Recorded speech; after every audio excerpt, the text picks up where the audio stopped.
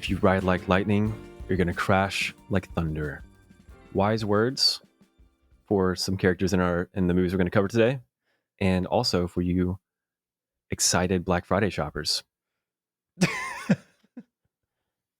I'm more of a Cyber Monday guy. Oh, are you? Did you get anything this year? No. Oh, okay. Not planning on it. Well, anyways, welcome to the Lost and Afraid podcast. My name is Tachi. My name is Malik. My name is Alex. How you was guys y'all's doing Thanksgiving? Okay. All right. Let's try that again. Should I just restart? No, you're fine. I'm doing good. How are you guys? I'm doing up and down. It's up and down. You're on My the weight is upswing. going up. Is that a good thing? Same. Is it like good weight, Tachi? Good weight? I think it depends on your perspective. Well, what's your perspective? It's your body. My perspective? Yeah. Bad weight. Oh. Yeah. Is it because of Thanksgiving? Like a lot of food? Yes. Yeah. Then it doesn't count. I think the pounds gained in November and December, there's like a big buffer for people. You're allowed this. Yeah. I feel like it just might carry over into January and February and March and April and May and just never stop. That sounds like there's some other things that need to be addressed then if it's carrying over that long. Well, maybe. How about you? How's your Thanksgiving? It was good. It was chill. We made a pot roast. Nice. Which was delicious. So unconventional Thanksgiving meal. I had made my lemon meringue pie. Been having it every morning with my coffee, and I love it. Ooh, wow. I want to try it. That's I'll really make nice. another. Yeah. We had 3 pies at mine: key lime, pecan, and pumpkin. And I basically have a whole pie's worth of pie left because it just ended up being me, mom, dad, and sister. What's your favorite pie of the 3? Pecan, but that key lime is good. It's from the Texan Cafe and Pie Shop in Hutto, Texas. Yeah, I know the one. It is fire. The key lime there, it's absurd. Like, it's not even real. I was craving a lemon meringue pie like a month ago, and I was just looking, or not a lemon meringue pie, like I was trying to find like a French silk pie, because Village Inn, this restaurant, they don't have one in Austin. I don't know if you guys know about Village Inn, but they have it. No, they have it in El Paso, but it's like a breakfast spot. But they're also pretty famous for a lot of their pies. Like they've got all of their pies like front and center as soon as you walk in, and so that's a big reason why people go. And they have this French silk pie that is just the best thing I've ever had. What even is that? I don't know. Is it like creamy? It's creamy. It's like a creamy chocolatey type of pie. Okay. But I was really craving one like a month ago, and I wanted to see if anyone close to me does anything similar. And that pie place in Hutto came up, and they do have one, so I need to try it. That kind of sold me a bit more. You should get it this week. Let us know. I'll get it this week. Now, pecan pie, I don't know about all that. I don't know if I jive with that. Of course, like you're saying that. You're moving to California. You like pecan pie, Tachi? I do. That's because Tachi's true SEC. That's right. Be real SEC in this pod. Except for me, I guess. Yeah. I'm not a big nut guy. Small nut guy? Yeah, no, I'm like a no nut guy. Oh, no nut. Oh, yeah. Man. Yeah, it's like no nut November for me. Like sad month. 12 months a year. Oh, sad year. And I mean like eating nuts. Of course. I thought we were talking about something else. Yeah, today we're talking about Place Beyond the Pines and Roofman. And I'm very excited to talk about these movies. Before we get into that, we've got a few pieces of movie news, and then we'll get into today's movies. Zootopia 2 earned $556 million in the first 48 hours. Yeah, that's... I think like a third of that came from China. They're big Zootopia heads over there? Apparently. There's a reason why I think they built like a Zootopia park in Shanghai. It's apparently because China's got like Zootopia stands out the wazoo. Like innocent fans or no? I mean, yeah, like Zootopia does numbers over there. Okay. No, they're not Judy Hop stands. You're talking about the Gooners? Yeah. I saw that's one post. That's what a movie needs. I saw this one post and it was like, pick one of these, they gotta go. And it was the mom from Big Hero 6, Mrs. Incredibles / Elastigirl, and then like, I forget who the third one was, but the fourth one was Judy Hopps. The third one was like another like human female woman. And the fourth one was the rabbit. And like the tweet quoting it was like, "You've got to be kidding me." There's a whole other world out there I'm not familiar with. What happened in your life that you are a Judy Hopps gooner? I've seen the TikToks. I not have seen of Judy Hopps, but of like the people. Right. Right. Of course. Yes. Yeah. Exactly. My feet is fine. I mean, at the end of the day, like it's a rabbit, guys. It's not even like Lola Rabbit or Lola Bunny where she's like, you know, like humanoid. Yeah, like sort of what's the word? Feet. Anthropomorphic? Yeah. It's like it's just a rabbit. Like, which is weird. Lola Bunny, I understand. I had a crush on Lola Bunny as a child. Hell, as a man. But Judy Hopps, I'm not sure. You know, I wanted to laugh, but I wanted to make you sit in that a little bit longer, just even more. I could see the mouths just like shut, and I was like, oh no. I'm not alone in this. I don't care. I'll speak for us. As a podcast, that is no, you're right. That is our podcast official stance. I also had my parents listen to this pod, by the way. Anyway, Tarantino has plans for an animated Kill Bill sequel. Now, why is this like a full-on sequel, or is this the little snippet that we're getting in Fortnite? Where do you go though? Where do you go from here? Anywhere. We've seen it done many times.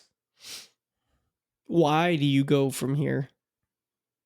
I think because he's scared to make his 10th and final film. I was going to say, if it's a full-on sequel, does this count as 10? He doesn't even count Kill Bill as multiple movies anymore. I wouldn't. That's soft. He's like, it's one movie. Supposedly it's about to be about Bill and his backstory, which I feel like isn't really the point of Kill Bill or what people want. Is Tarantino cooked? He might be. So what's going on in Fortnite? You guys are big Fortnite fans. PTA continuing one battle after another story through Fortnite? I feel like I've been seeing that this is coming for months, and every time that I think it's going to come out, it just doesn't come out. Where are they going to go from here?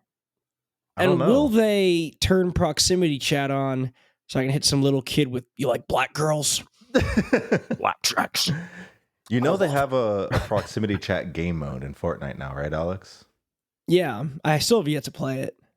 It's fun. It's only out on the weekends though, like Friday through Sunday, Delulu. Dude, no, we need weeknight real worker hours. Yeah. I feel like this has been like the testing ground for like a full-on proximity chat. Is it live on the battle bus? No, the battle bus driver is actually dead now. Huh? Yeah, he just got blown up on Friday or on Saturday. Oh my god. Yeah, now you surf. And now you surf in. Oh. The battle bus, like in the little video they had, he was driving the battle bus as he does. Right. He was riding towards the monster and it fucking shot him and it blew the bus up. Monster. And so now when you like thank the bus driver at the beginning of the match, it says that you paid your respects to the bus driver because he's dead. That's so sad. What monster? I don't know. I don't really know the whole like the Fortnite lore. monster. Fortnite lore. Yeah. Is there Fortnite lore? There's apparently a lot of Fortnite lore. Like there's like a story embedded in each of these chapters, and like it has been going on for a while. Couldn't tell you what it is. I was just saying, does anyone actually pay attention to it? I think that's like where like little kids maybe pay attention. Like it's like a story geared for them. But I'm sure there's at least one historian clued in on this. There has to be. I don't know. I just turn it on and I get dubs and you go on with my day. You just bully little kids. I guess so. And I'm fine with that. You should be. It's actually pretty based. Macaulay Culkin planning to return for Home Alone Legacy sequel. No, Boo. thank you. Boo. Did you see what he said about it? He was like, it could be about me and my son, and the house is a metaphor for our relationship. It's like, Macaulay. Oh, honey. I get it though. Times are tough right now. I don't blame him. Recession indicator. Literally. Here's another recession indicator. Rush Hour 4 in production. And yeah, this was greenlit with the help of Donald Trump. A lot of people are saying, I love Rush Hour. We love Jackie Chan. I was going to say, as much as I love the Rush Hour series and I grew up watching it, I don't really want to see 75-year-old Jackie Chan just, going through the motions. Really slow motions now, but yeah. Do you think he just misses? See. Do you think Trump just misses like overt racism in movies? Maybe. Just how things used to be. Yeah. The good old days. Mm-hmm. He's like, I want Jackie Chan to say the N-word.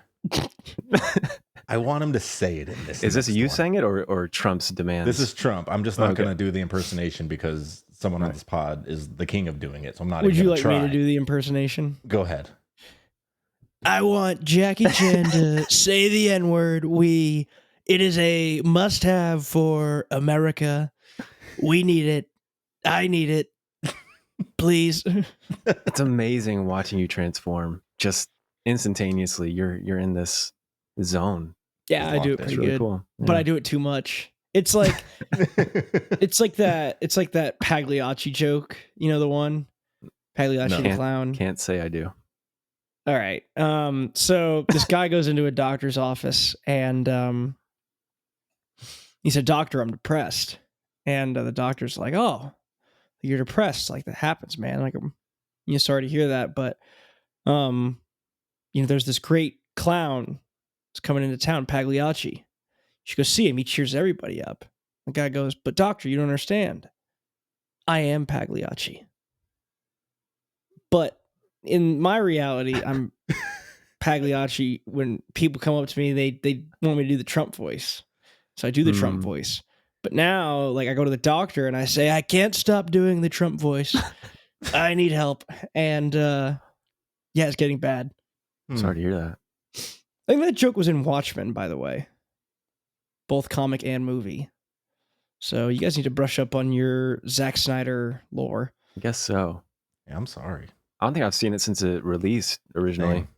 Last piece of news before we get into today's movies. Scarlett Johansson set to star in a new Exorcist movie. No thanks. Today's news was a bunch of no's. We skipped the How to Make a Killing trailer. Oh. That was yes. Yes. That was a yes. That's a pleading yes, please be good. So it's Glenn Powell on A24. A bit of an interesting crossover, but I'm excited. I'm going to say it. Glenn Powell is my dog, okay? Dude, same. First of all, before I even hop into my hot take, you see Glenn Powell said he would rather have the Longhorns win a national championship than ever win an Oscar. Wow. I didn't see that. That's a dog. That is a dog right there. That's huge. He said, he's like, I've always dreamed of UT winning. I've never dreamed of winning an Oscar, which I actually respect a lot. Like, the anti-Timmy. Yeah, the anti-Timmy, but I think both valid mindsets. Yeah. But my hot take is I don't think A24 is the studio that we think they are at this point. They've gotten really mainstream and really like commercial. Yeah. I think Neon is what they were now. I agree. I think we've brought this point up before too. I'm going to bring it up again and pretend it's wholly original. It is original. for the sake of content. What moves have they made that make you feel that way? I mean, I think the quality of their movie has started to shift more towards general audience instead of them pushing the boundaries. Now, this isn't the case for every movie because, I mean, they produced Eddington, and that movie was literally made to push everyone's buttons. Yep. And it was great. But I think the average A24 movie now is a lot more of a people pleaser and like trying to be a little Oscar baity than they were originally. So I think of like The Smashing Machine now. Like, Yeah, that could have been makes under sense. any studio and it would have felt exactly the same, you know? I think the only reason that it was under A24 is because they had a working relationship with the Safdies before. But it was pretty clear, like, straight up Oscar bait. And I enjoyed that movie. Mm-hmm. I thought it was solid. I didn't think it was anything special. Like, the longer I sat on it, the more I was like, it was fine, solid.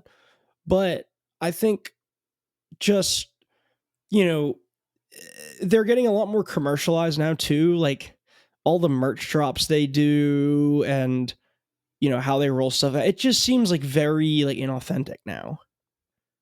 There's like a little too much A20. They're leaning too hard into the shtick. It's becoming a little too commercialized. I feel like this is what they've been doing for a while, though. So do you think the issue is just how big they've gotten? I mean, because like 2019, like I had a couple A24 shirts. I've got an A24 poster hanging in my room. I've had this poster for like 6 years now. And not to say that they were like this, like, unknown like movie house like 6 years ago, but they're definitely a lot more mainstream now. So do you think the issue is just how big the audience is now? Well, I think they've kind of hit the point now where they are money chasing, which is fine. They're a business at the end of the day. But I think they've sacrificed their core on what brought them there. And I think eventually they'll alienate their core audience doing a private equity move of trying to appease as many eyes as possible instead of focusing on, quality out there productions from not super mainstream directors and actors. I guess we'll see what the future holds with A24, but on the horizon, they got Marty Supreme coming up. They do got Marty Supreme coming up. Guys, I need a fucking jacket. I need that jacket more What's the than latest? I need to breathe. Is it still sold out? Well, I mean, they haven't dropped it. I thought last time we talked. All they had was a pop-up in New York City. Got it. Okay. It has not been like, there hasn't been a drop online. I turned on A24's notifications on Twitter, so I get notified every single time they tweet. So I'm ready for it. Gotcha. So yes, they're mainstream. Yes, they're selling out. But as soon as those jackets drop, I'm spending that money. And I'm getting me one. I'm getting me a Marty Supreme jacket. I hope you do. All right. First film we're talking about today. And we were talking about these two movies specifically because I think there's a lot of similarities between the two. And they have the same director, which we'll get into. First movie for today is The Place Beyond the Pines. This came out in 2012, directed by Derek Cianfrance. The synopsis reads, a motorcycle stunt rider considers committing a crime in order to provide for his wife and child, an act that puts him on a collision course with a cop turned politician. And this is starring Ryan Gosling, Bradley Cooper, Eva Mendes, Rose Byrne, Ray Liotta, and Ben Mendelsohn. Before we get into our thoughts, we have our Letterboxd Love Like Loathe. Alex with our 5-star review today, Tachi with a 3, and me with the 1. So I'll kick it to Alex for his 5-star review. So my 5-star review today comes from Luna. Luna said, this movie has crazy accuracy to upstate New York, even down to the news reporter. I think it hit harder because I've walked and driven those exact streets and I've stopped at that exact bank. This movie was so good. Again, I may be very biased and partial, but the way they melted the real headlines with this story gave me chills. My 3-star review comes in from Cameron. Blonde tatted Ryan Gosling is at church, and I'm the 90-year-old Baptist woman on her knees screaming hallelujah. Thanks for that, Cameron. And our 1-star comes from Trey. 1 star. Turned it off when Ryan Gosling... Oh, this has a spoiler. Spoiler. Oh my God. Spoiler discussions from this point on for Place Beyond the Pines. You have been warned. 3, 2, 1.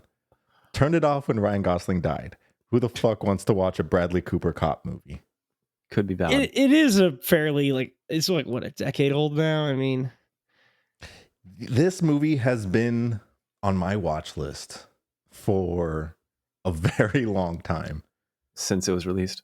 Maybe not that long, but for at least a few years. I want. Did I tell you to put it on your watch list? No, I think we had talked about it, and I went to go put it on my watch list, and I told you, I was like, oh, it's already on my watch list.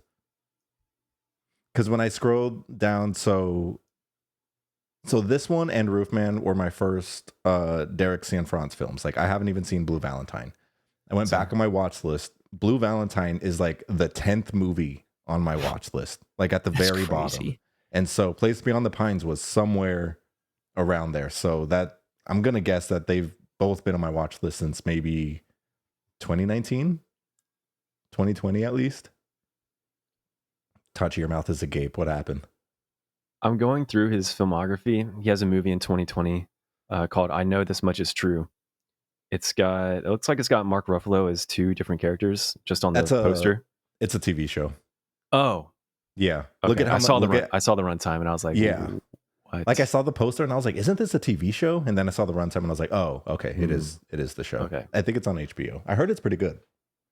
Yeah, I mean it's rated really highly on Letterboxd. It's 4.2 stars. Yeah. Do you guys want to give your ratings for what you gave this movie now, or once you we already gave it? Mine? I cut it. It's probably getting cut. Oh yeah, I forgot. I was just hating. I don't know if I've got mine. I think this could be waiting post discussion. Okay. We'll Do wait. You have yours? I do. Okay. But we can wait. We can wait post discussion. Okay. We'll see if I waver. All right. And we'll kick it off with what works for us for this movie.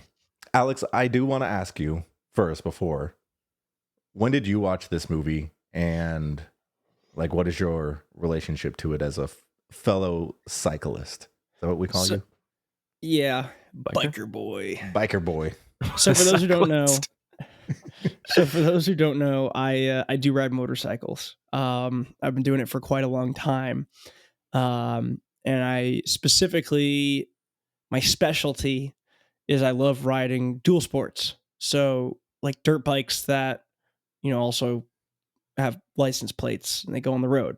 I love adventure riding. So the first time I saw this movie, I was on a plane over the Atlantic Ocean, flying back from Germany. This is 2015. This is July 2015, maybe August, later July 2015.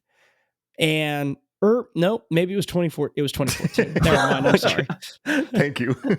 It's 2014.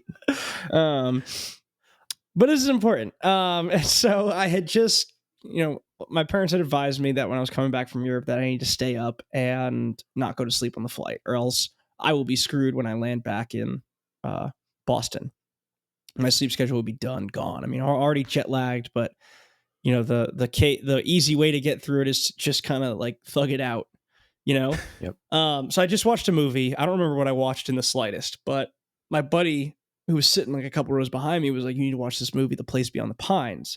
It's got Ryan Gosling and the girl from The Fast and the Furious in it. And I'm like, which one? He was like, Eva Mendes, Too Fast, Too Furious. And I'm like, oh, sold. And then funny enough, like halfway through, like I realized everybody was watching the Lego movie. And I was like, oh, when this finishes, I'm going to go watch the Lego movie. And I ended up doing that. But so I watched this movie for the first time on an airplane over the Atlantic in July 2014. And my mind was completely blown. I did not have a dirt bike at this point. I didn't have anything. And I believe it was like 2 months later, I bought my first dirt bike because of this movie. That's insane. And if it wasn't my first dirt, like if my timeline is messed up, I am getting over a cold, as you can probably tell. But if my timeline could be very messed up, I may have already had the dirt bike, but the next thing I bought was a dual sport. I do remember that, and because it was a 1990s Suzuki DR125. It had the metal gas tank and had that boxy square look, and it looked just like the one in The Place Beyond the Pines, except it was a 125 and it was absolutely slow as dirt. But it's what I learned how to do a clutch on a motorcycle on, and me and my friends all named it Pine Bike after this movie.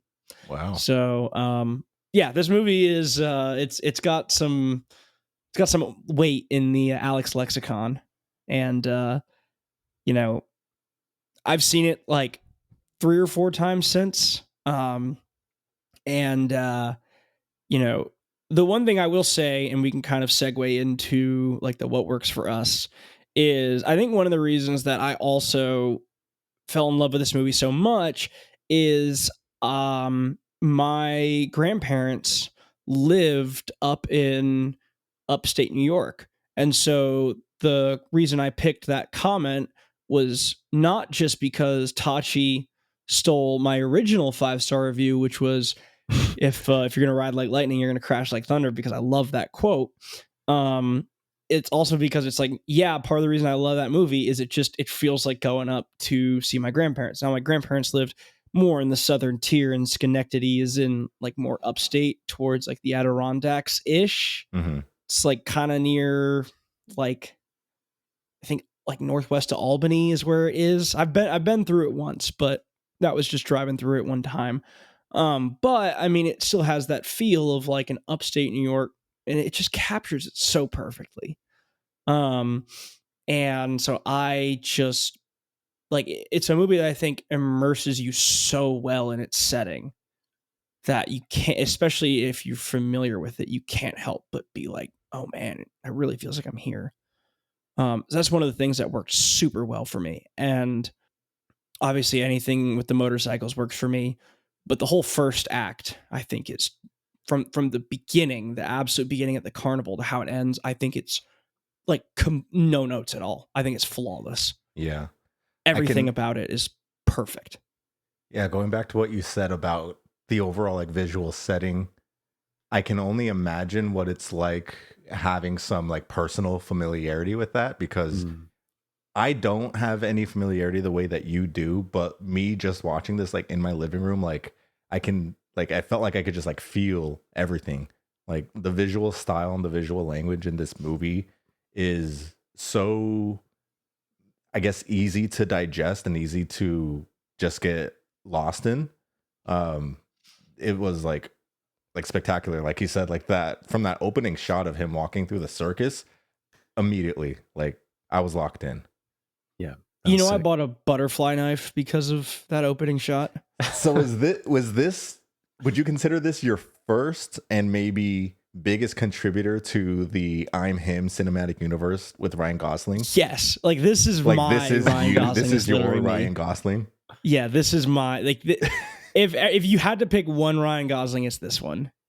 Not only is he like this like sensitive young bad boy and he rides motorcycles, but he just like, I think the romance piece is just beautiful. You know, this is where he met Eva Mendes, was on this set, and now they've been married since. They've been together since, and they're married and they have kids, and you never hear anything about them. We've already talked about that before. Yeah, I think for this one, we can honestly break this up into like perfect 3 chunks of like what works for us, what doesn't per act. Tachi, did you have anything you wanted to say? Personally, I loved all of the performances. I know a lot of the critics don't love the second half after a really pivotal moment in the movie, like when Ryan dies. Whoa! I forgot that Malik already spoiled it. I already called the spoiler. Yeah. Yeah, no, I felt like the performances for like almost every actor were super believable and awesome and really engrossing. Ryan Gosling puts on a fantastic performance in this. He does play like the bad boy, but I'm sensitive so well. It's kind of scary. The robbery sequences alone just give you that, and it's so satisfying. Mm-hmm.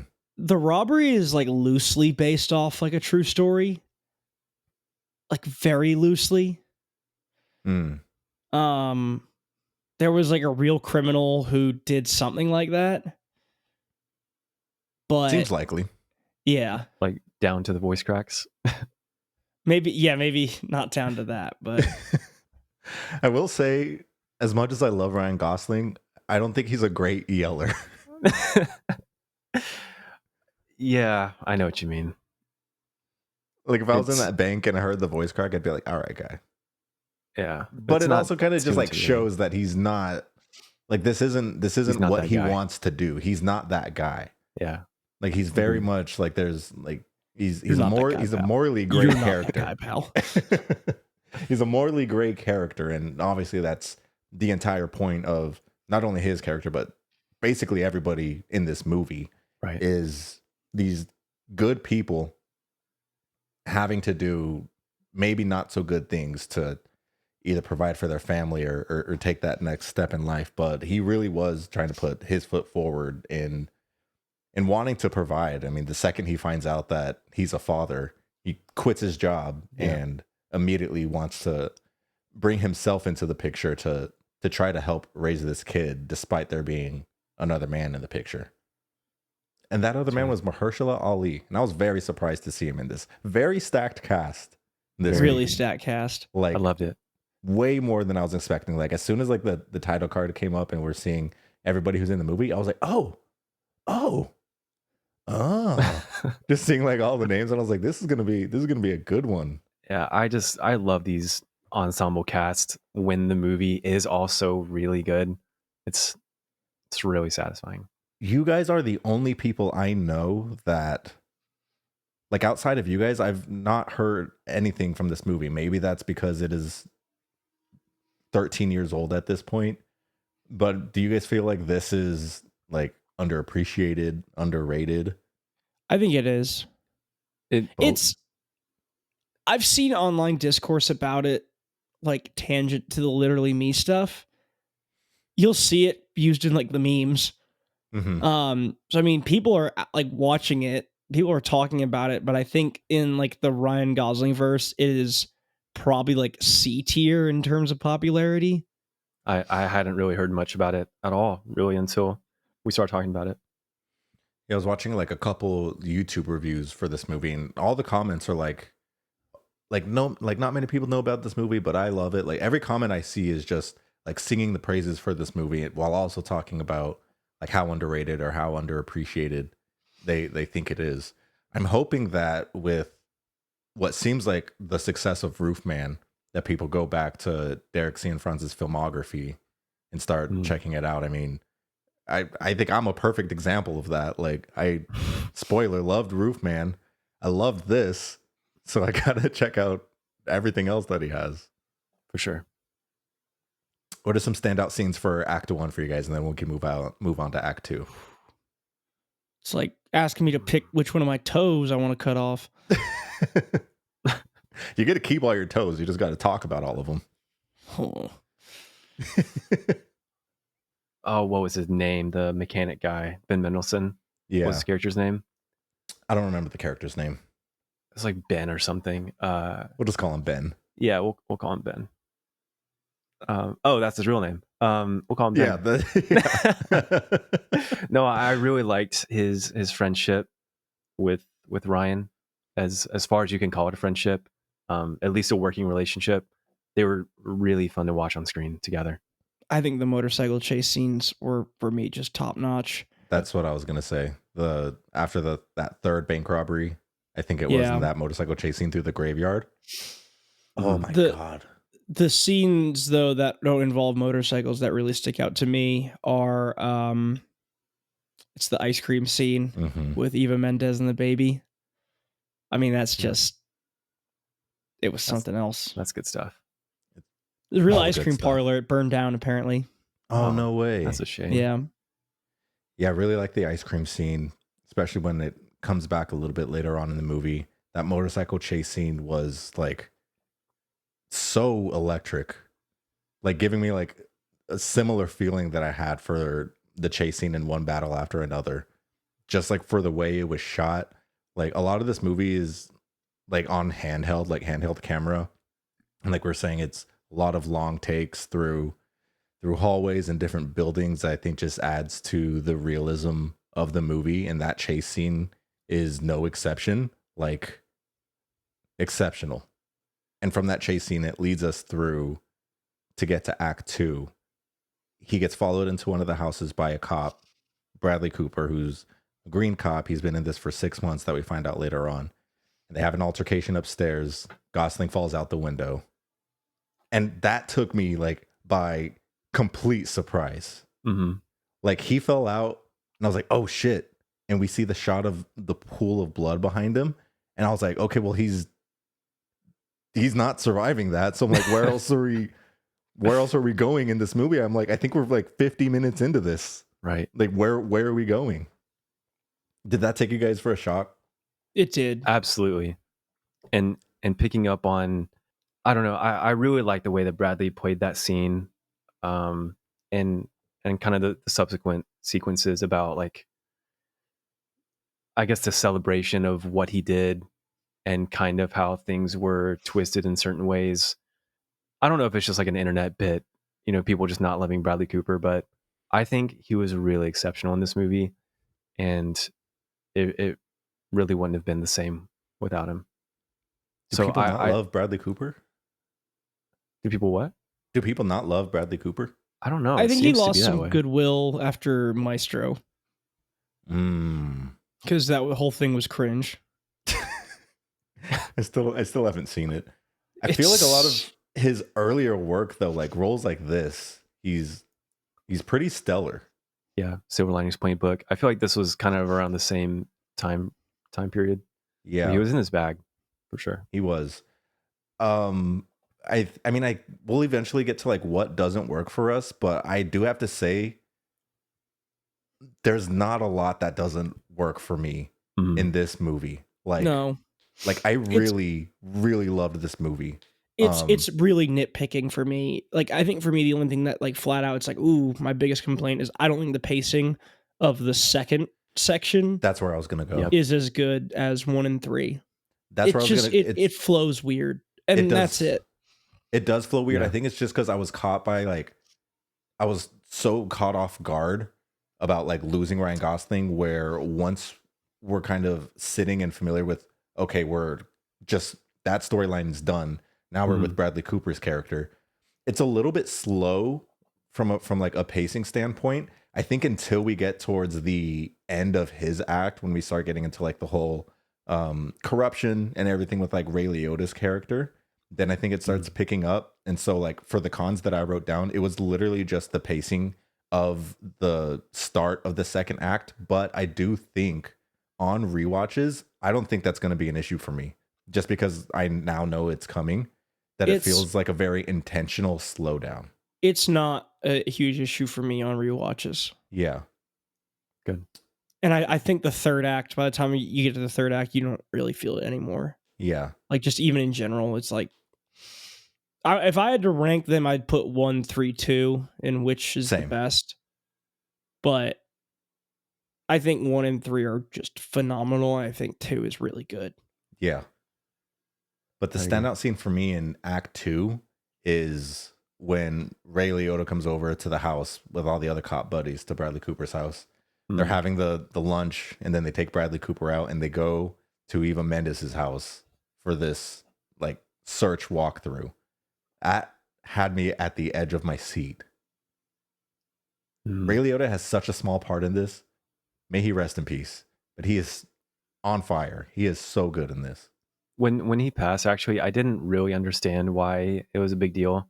But now that I've watched this movie and Goodfellas, yeah, I like him.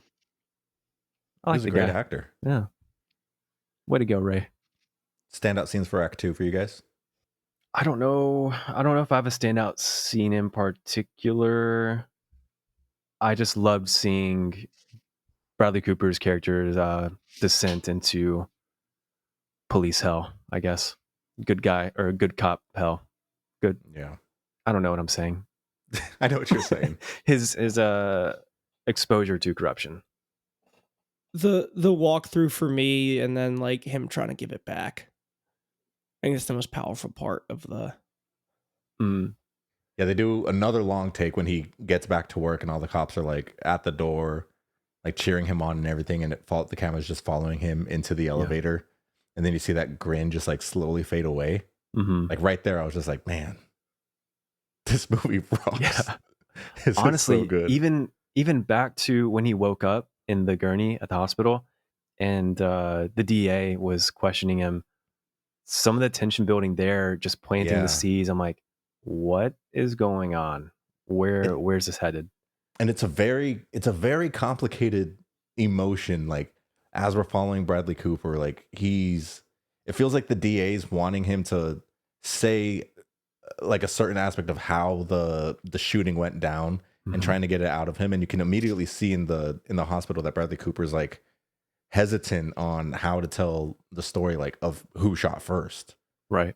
Until like the DA basically has to spill it for him and he's just kind of agreeing. He's like, right. And so he does a great job throughout the entire movie, like balancing this like ambition that he has to want to move up, like especially when he meets with the chief and he's like, oh, like I think I can do X, Y, and Z, and the chief kind of just shuts him down. So him balancing that ambition with the guilt that he had of knowing that he did shoot first is insane. And it takes us to Act 3. How'd you guys feel about this one? Loved it. I think I loved it. This feels like the nitpicky part for me is I don't know that I loved Bradley Cooper's son's performance. Emery Cohen. Yeah. It kind of feels like that's the point. Like he's overcompensating for a lot of things. He's really, really insecure and has a lot of problems, but I don't know. Sometimes I felt a little annoyed with him on screen, but really like Dane DeHaan. This was like the first time I've watched Dane DeHaan and had a really good time. Do you usually not have a good time with him?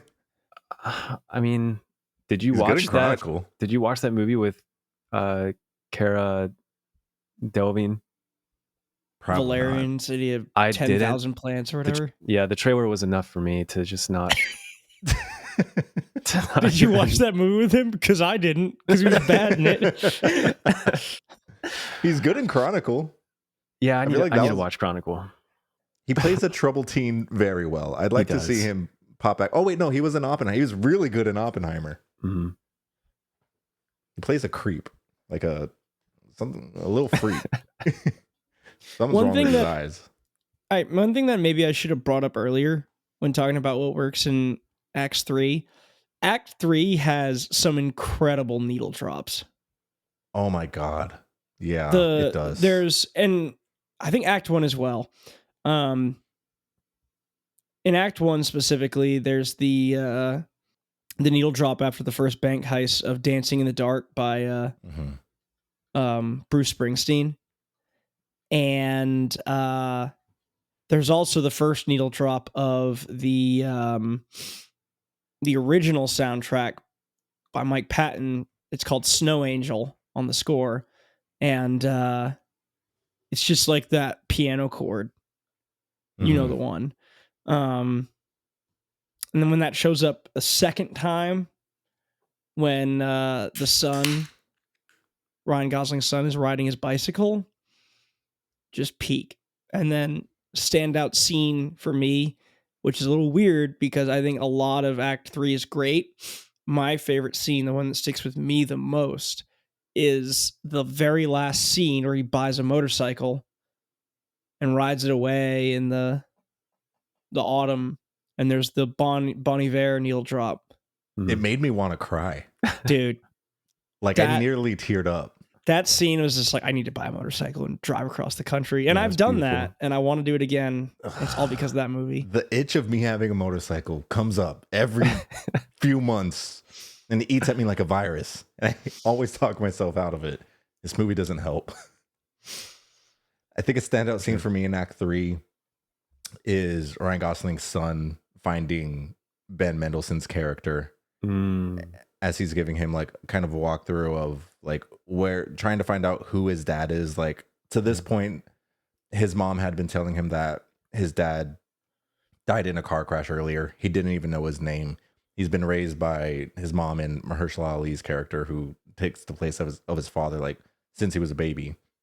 And so he knows nothing about his dad. And he's wanting to find out more information. And finally, his dad, at the same ice cream parlor that Ryan Gosling took him to when he was a baby to give him ice cream for the first time, that's where he finds out the name of his real father. And I was just like, as soon as the scene cut to that, I was just like, all right, man, hands up. They got my ass with this. And he gives him the name of his dad, finds Ben Mendelsohn's character.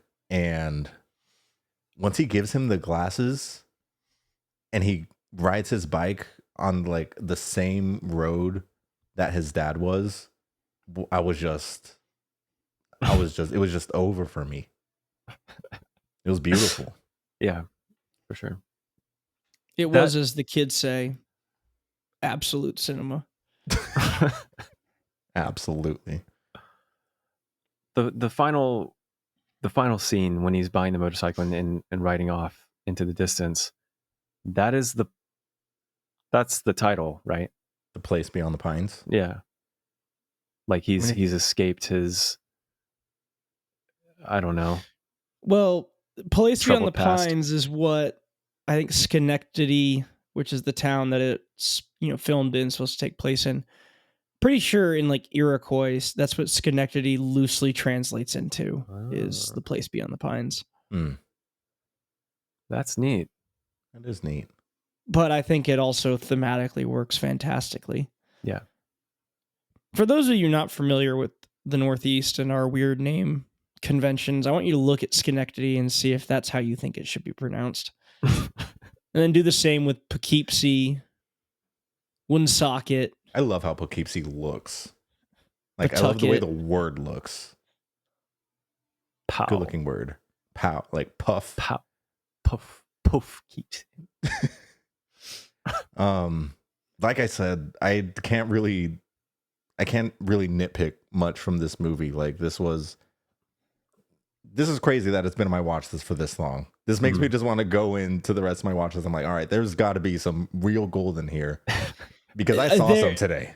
I mean, I've had that happen where it's like you watch it and it's like, why did I wait? Why did I wait? What took me so long to watch this Ryan Gosling, Eva Mendes, Ben Mendelsohn movie? I was just sitting collecting dust in my watch list. Well, you learned your lesson. I did. I'm glad today was the day. You guys want to do final ratings? Yeah, I'm ready. I gave this a 4.5, and it can easily swing to a 5. Well, why doesn't it? Today is not that day. Today is not that day. There's no reason why it doesn't. Like I said, like Act 2, just the pacing of Act 2, I guess, kind of does it for me. But like I said, I truly do think that will go away on rewatches. And like the second time I watch this, when I can pay a little bit more attention to like the needle drops and everything like that, I think I can really just see myself getting enveloped in this like all over once again and in a deeper way. Well, I hear all that, and I think that's very valid. But you're wrong, dude. This is 5 I gave stars. This a 4.5. This is a 10 out of 10. I mean, you're unconscionable. This is another patented Alex 10. We have 2 now, and y'all have 0 because you guys hate film. Oh, do we really have 0? Wait, what's your first one? It was The Exorcist. Oh. Yes. Wait, how high up is Warfare? Warfare was a 9, so 4.5. Okay. Well, for me, after my first viewing, or my only viewing, I was really happy with the 4. I was settled. But whoa, there's been a development. I think you're right on a rewatch, I will just automatically be enjoying the movie more because I've already seen it and I know that I really like it. And I'll be able to keep an eye out for, certain things that I just really wasn't able to capture all at once and the first time, like the needle drops, like you had already said. So I'm ready for post-discussion bump from 4 to 4.5. Dude, this movie's great. Yeah, it's really awesome. And you know what? I like when expectations are subverted, as Same. long as it's like within the realm of, possibility. Yeah, possibility or just like reason. Not like that piece of trash, The Last Jedi. Yeah, that's... Anyway. Let's not get into that again. It just works so well for this movie. And like, as I was scrolling the 1 stars, a lot of people are saying that this movie's boring. They hate the switch up of like when Ryan Gosling dies and now we're following Bradley Cooper and now we're following their kids. And I'm like, that's fine. Everyone has their taste. Like you can like what you like and you don't like what you don't like. But like when it's the entire point of the film and that's the overall like thematic message that it's trying to drive home is this generational trauma that we can carry without even knowing it. It, to me, that just exceeds on every single level that it wanted to. Well said. All right. I hope this next movie's good. You still don't know? I'm not sure. The next movie we're talking about is Roofman, also directed by Derek Cianfrance, and this one came out earlier this year. The synopsis reads: a former Army Ranger and struggling father turns to robbing McDonald's restaurants by cutting holes in their roofs, earning him the nickname Roofman. After escaping prison, he secretly lives inside a Toys R Us for 6 months, surviving undetected while planning his next move. And this is starring Channing Tatum, Kirsten Dunst, Ben Mendelsohn, Lakeith Stanfield, Juno Temple, and Peter Dinklage. Alex with our 5 to kick off our Letterboxd Love Like Loathe. So I have 2 5 stars. I can't read one of them without just butchering this segment. But the first one is from Jackson Bawley, who said they're calling it the uncut gems of roof movies. And I think that's actually fair. Like I spent a lot of this movie like kind of stressed out. But the other 5-star review comes from Aaron, just Aaron, and it was his name Jeff. I was kind of disappointed that his name was Jeff. I was like, fuck. I'm going to be thinking of that the entire runtime. Literally. My name's Jeff. All right, this 3-star review comes in from Adam Best. Catch me if you candy. Good job, Adam.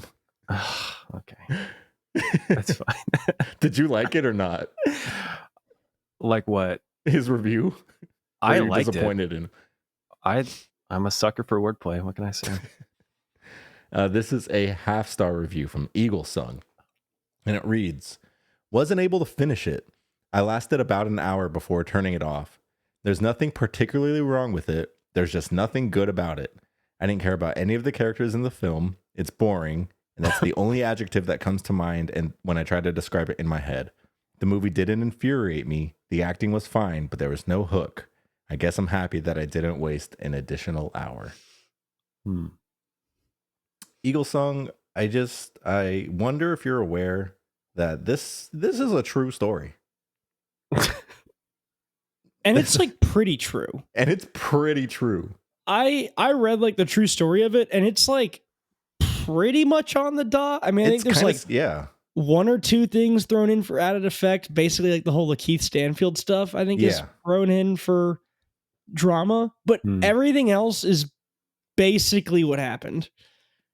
When I finished this, I also looked up what the true story was, because I was like, there's no way that this man had an actual like entire relationship like this fleshed out while all of this is going on.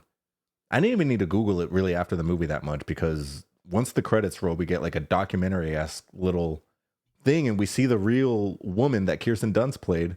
And she was like, yeah, Believe it. I mean, that is crazy to me because it's like let's just say for the sake of the argument, like you're not in a relationship, and like you're having trouble getting in one, and then like you walk and let's just say this person is like they have a good job and they own a home, and they have a movie podcast, and then you watch this and you're like, hypothetically, and obviously this is totally hypothetical again, like what are you doing wrong? Like what's do I gotta go? I mean, does our mystery person have to go live in a Toys R Us? Or like what? I would say to this mystery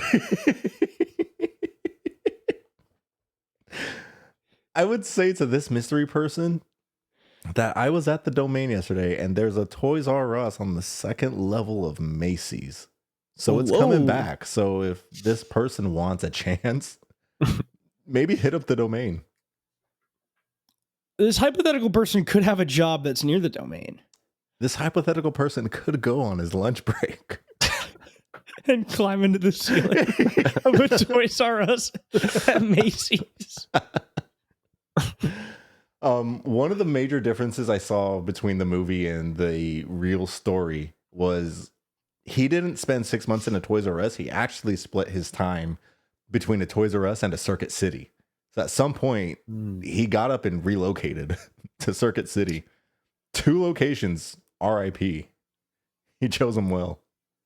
I think the worst thing about this movie is it made me want to try and be like, how long could you just exist somewhere and no one picks up on it? It was a different time. I don't think you can do it now. I don't know with the technology and tracking that we have that if that's possible. Like you couldn't just go hide in a Costco. You don't think you could get lost in a Costco, like up on some shelf somewhere and like your little spidey hole up there? This movie did scratch like a very particular itch of like since being a kid wanting to do something like that. Like, what if I just stayed? Like, what if my parents left and then I was just locked in the Costco at night and like, what would happen?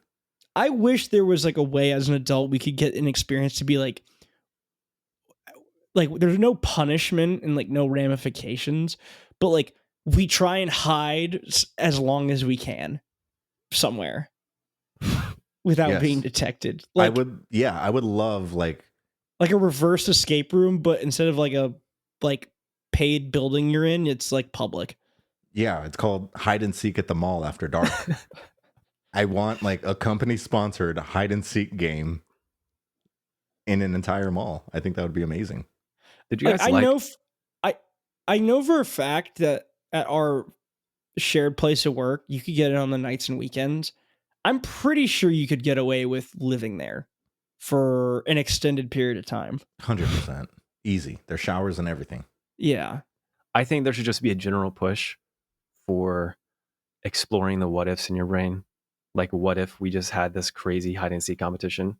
Yes. I don't know. I think there should just be a little more, I guess, taking advantage of freedoms. If any one of us were a billionaire, now I'll say this before let me get on my soapbox real quick. The billionaires of today have it all wrong. Oh, I'm putting money towards this political campaign. Oh, I'm gonna fucking do. If I was a billionaire, that is the type of shit that I would be funding. I'm giving people free admission to art museums. I'm letting people get as many Marty Supreme jackets as they want. I'm sponsoring an over the night hide and seek at the mall.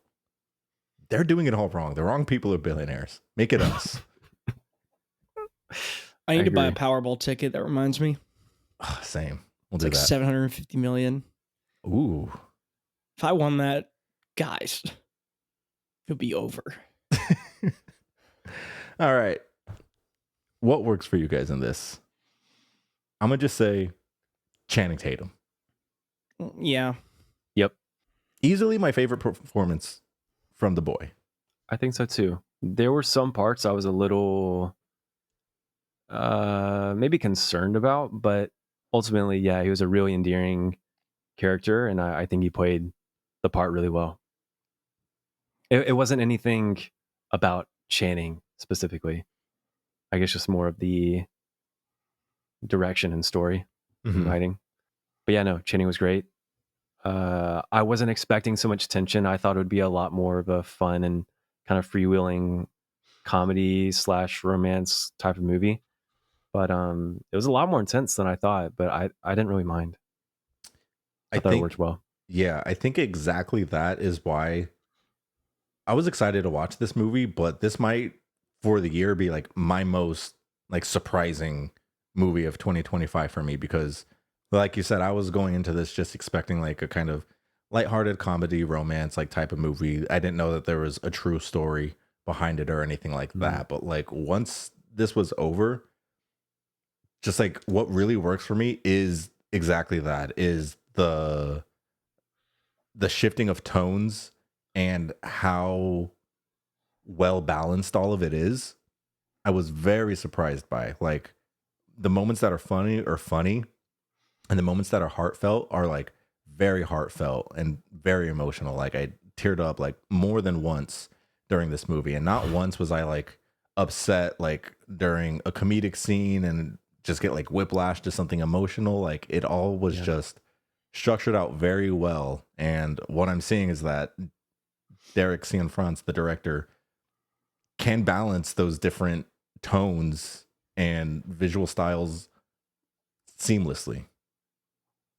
He's got a type. He's got a type of character that I've noticed from these two movies that he likes. He likes the morally gray characters, and he does them like I think excellently. Agreed. But yeah, once I heard 45 robberies, I'm like, okay, this can't end well. What is going to happen? Because 45 is an insane number. Wish I could do that.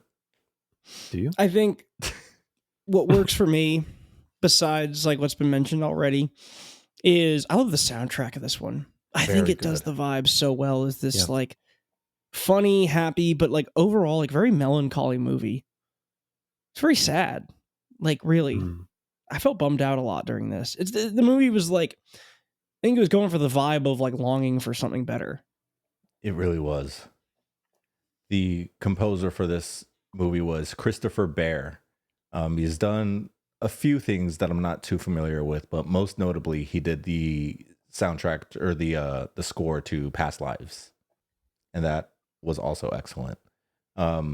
Similar to Place Beyond the Pines, there's not a lot that I did not like about this.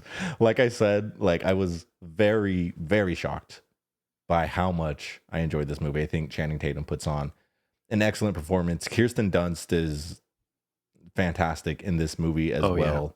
Yeah. One of my favorite scenes that I wanted to shout out was the singles lunch that they had. And crazy Riz. Yeah, and Channing Tatum just like turning his Riz up to like 15. So not good. In my wildest dreams could I ever talk to a group of anyone like that. But that was, really impressive. Yes, you could. No.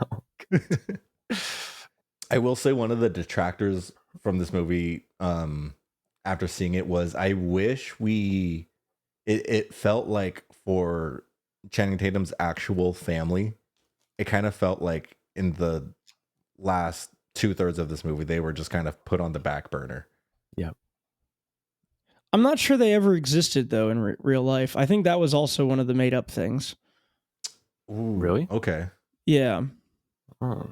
I mean, that would make a lot more sense as to why they didn't really get a lot of attention in this. Yeah. And he seemed to have no problem just having new daughters and not really talking or thinking about the other one. Yeah, like it for sure felt like the entire time, like I found myself just getting lost like in the romance aspect of him and Kirsten Dunst's relationship. Like I was just getting lost in it so many times, and then I would just be like brought instantly right back, and I'm like, this literally cannot end well, and it will not end well. But yeah, the whole time I'm thinking like we're just not getting a lot of I guess turmoil with his other family. I'm like, he just completely just forgot about them. Or I was only caring about this new family that he wants and needs. Anything else that doesn't work for you guys? It feels a little long. Like it just, I don't know, it felt a little long sitting in the theater. Like I don't really know how to describe it. The pacing was solid. It just felt a little long. It's fair. I probably would have cut the family stuff in the beginning. Maybe just had like some friends and like if I mean that's nitpicking though, but because there wasn't really a lot that I thought didn't work with this movie. It was just a lot that it was like I think you liked it a lot more than I did, Malik. I don't know about you yet, Tachi. But I really enjoyed this movie. There's a lot I really liked about it, but there was nothing I think that like really stood out to me or blew me away. Mm-hmm. So it's one where I'm like, the whole time I was sitting there and thinking, I'm like, this is just like The Place Beyond the Pines. Ryan Gosling and Channing Tatum's characters are so similar. They really are. And like, kind of just a down on your luck loser, like trying to be a good guy and then you actually being like a good family man. And then. Yeah. And I had this thought earlier today and I was curious if this was going to stay with me as we were talking about it. But like, after watching Place Beyond the Pines and the similarities between Channing Tatum and Ryan Gosling's characters are just like so similar, I do feel in my heart of hearts that just Place Beyond the Pines takes that same exact concept and drives it home so much deeper. Mm-hmm. I think especially because we start seeing the repercussions generation after generation, and Place Beyond the Pines just really spoke to me. And then thinking back on my experience with Roofman, I did really enjoy it. And I think the emotional beats of it were so unexpected, but so well paid off for me. But I do feel like for me right now, Place Beyond the Pines does that so much better.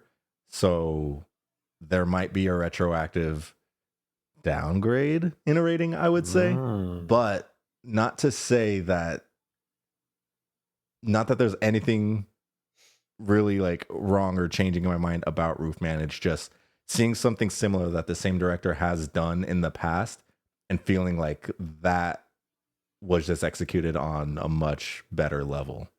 Yeah. You know what I'm saying? But like, I still think this movie completely, or for the most part, really, really works for me, especially leaning into like the true aspects of the story. Yeah, I think it might just come down to preference.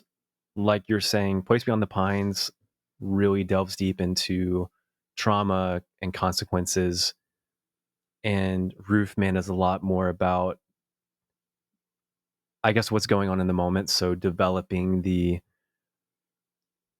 romance and the love and the fatherhood and just getting a little bit more out of, I guess, their journey and you know, watching that love blossom. But Place Beyond the Pines was cut off a little shorter than probably most people were wanting, at least in terms of Act 1. Mm-hmm. But yeah, I mean, I wouldn't blame you if you downgraded or upgraded, but it might just come down to preference. I think I agree with you though that Place Beyond the Pines is better overall, but Roofman's good, and I think for whatever it's lacking, Channing Tatum and Kirsten Dunst were really, really great in this movie. They have great chemistry. Yeah. Yeah, if I were people in town on the movie a little bit, it's really a sweet little watch. Mm-hmm. It's a fantastic movie. It's just we double featured it with what could end up being like one of my favorite movies, I think.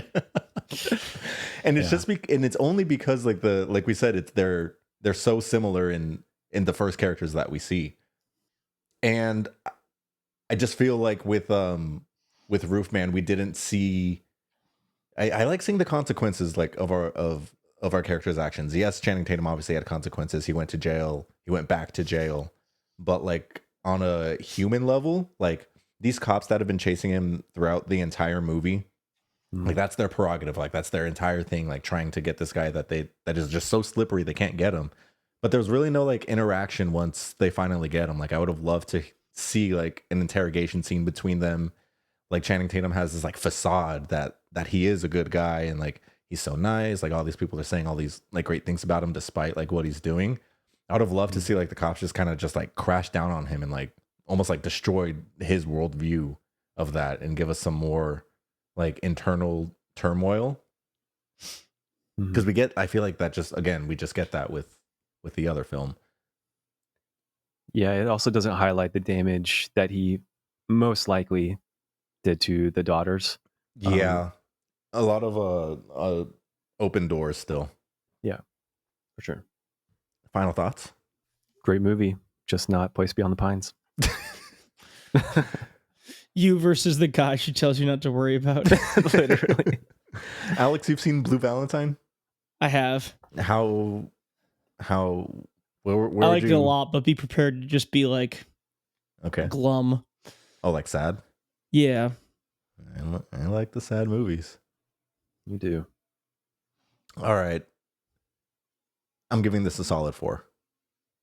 Is that with or not with the I gave it a 4.5 off the rip. Oh, interesting. But I'm gonna keep it at a 4. Okay. A movie's so good it makes you change the rating of other movies. Your window has shifted. It literally did. That's crazy. I'm gonna go with the 4. It was really enjoyable. Not really what I was expecting, but that's okay. I like being surprised. I'm gonna give this a 4 as well. 4 is across the board. Look at us. Back to our old habits. I know, we're here again. If you're going to take anything from this podcast, it's watch Roofman first. Have a great time with it because it's a fantastic movie. And then go watch Place Beyond the Pines. And don't listen to the haters. Just let it gobble you up. It's a great movie. Agreed. Couldn't have said it better myself. Good.